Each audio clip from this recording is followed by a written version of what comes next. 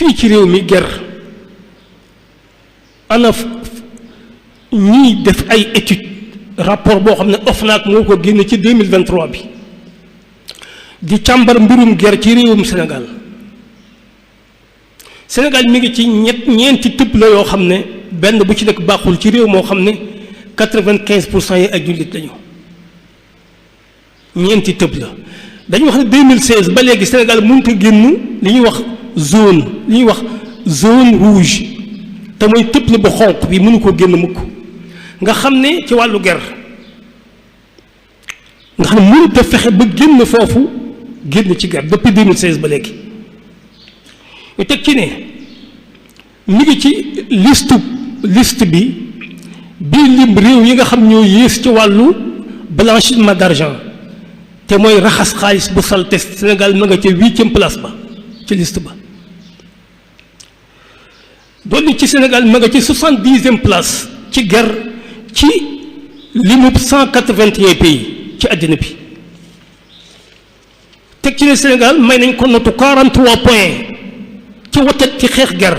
ci biir 100 points yi ñu koy laaj kon de Sénégal kon moom mi ngi ci ger bu baax te it xóotu na ci ger it nag pour boobu OFNAC moo ko génn soo demee it ci organisation bi de Transparency International te Forum Civil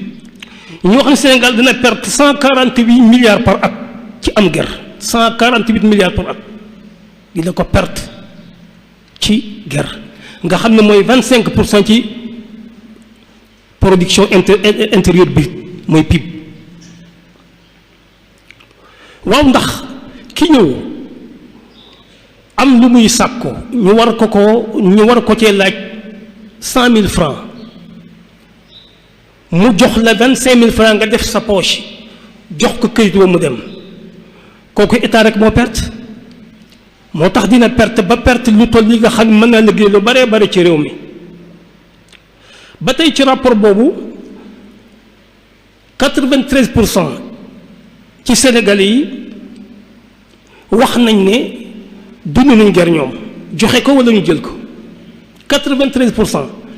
nga xam ne réew bi 95% yëpp ay jullit lañu 93% yi saxal nañ ne ci étude bi ñu doon def ci groupe bi ñoom day dund lañ ger jël nañ ko wala joxe nañ ko 71% yi ci enquête bi dañu wax ne ger moom ci état la nekk dëgg ci état la dëkk waaye 53% yi nee nañ déedéet ger ci état ger ci population bi ñoom ñooy waral ger gi ñoo koy def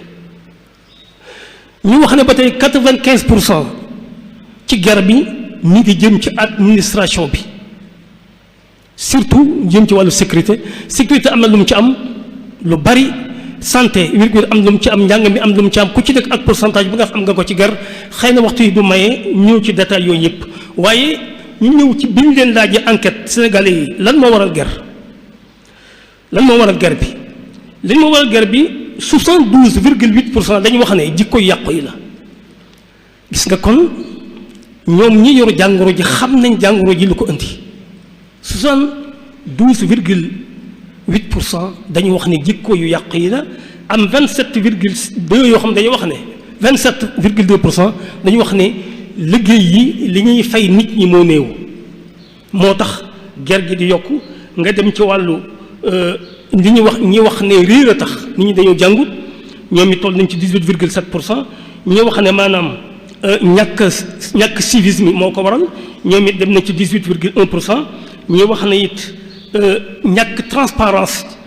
ci buur nu muy saytoo liggéey bi ñooñu dem na ci 9,1% ila axirihi ay secteur bu nekk ak la nga xam moom lañ jàpp ne moo waral ger gi waaye ci yëpp solo mooy li nga xam ne moom la 72% wax 0,8 te mooy jikkoy yàqu yi kon gis nga amaana kon sax lekk yu la wut yi sa boobaa ndax amaana kii lekk ger waxtu wu nekk du mën a bàyyi ger du mën a bàyyi ger kii lekk aale carte waxtu wu nekk du mën a bàyyi carte amaana mu demee noonu